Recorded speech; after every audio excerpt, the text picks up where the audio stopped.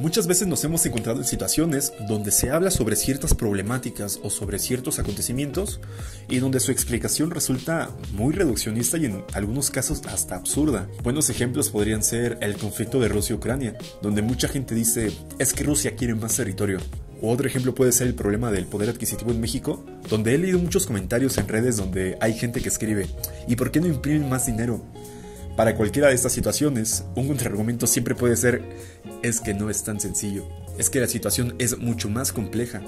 Hay muchas más cosas que se deben de tomar en cuenta, y de hecho, en las relaciones internacionales pasa lo mismo. La complejidad está a la orden del día.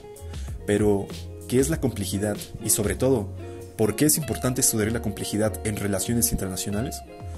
Creo que para responder esta pregunta, primero es importante definir qué son las relaciones internacionales, a las cuales podemos entenderlas como este cúmulo de acciones dinámicas que generan los actores internacionales, tales como los estados, las empresas transnacionales, las organizaciones intergubernamentales, dentro del entorno internacional. Es decir, que esto no se limita a solo dentro del interior de un estado, sino que trasciende fuera de, y que afecta a diversos países. En cuanto a la complejidad, Rolando García en su libro Sistemas Complejos explora el cómo Edgar Morin define la complejidad, el cual dice que la complejidad se impone de entrada como la imposibilidad de simplificar. Ella surge allí donde la unidad compleja produce sus emergencias, allí donde se pierden las distinciones y claridades en las identidades y cualidades, allí donde los desórdenes y las incertidumbres perturban los fenómenos, allí donde el sujeto observador sorprende su propio rostro en el objeto de observación, allí donde las antinomías hacen divagar el cómo del razonamiento. Si bien Rolando García no está del todo de acuerdo con la definición que presenta este filósofo, hay ciertas cuestiones en las que llega a estar de acuerdo, tales como que la complejidad está asociada a la imposibilidad de considerar aspectos particulares de un fenómeno.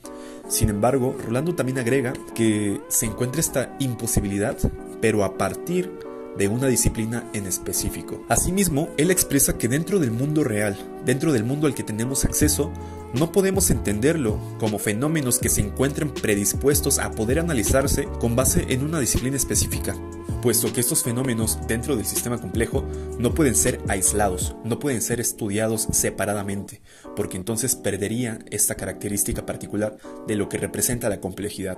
En otras palabras, la complejidad de un sistema complejo se encuentra determinada por la heterogeneidad de los elementos que lo componen, puesto que todos son diferenciables entre sí y se encuentran a su vez también interrelacionados. Esta clara heterogeneidad entre las partes que los componen no nos permite estudiarlo a partir solo de una disciplina, puesto que es necesaria las herramientas de muchas otras para poder entenderlo en su complejidad. Sin embargo, otra característica esencial de los sistemas complejos también es la interdefinibilidad, al igual de la mutua dependencia de las funciones que ejercen los elementos que componen el sistema complejo. Con estas características de los sistemas complejos, entonces surge la imposibilidad de hacer estudios sectoriales, estudios por separado de las partes que lo componen, puesto que hacer estos estudios aislados de las partes que componen el sistema complejo no otorga una suma del sistema complejo en su totalidad. Entonces, con esos elementos que ahora tenemos después de haberlos expuesto, podemos comprender por qué resulta tan importante el entender la complejidad dentro de las relaciones internacionales, porque finalmente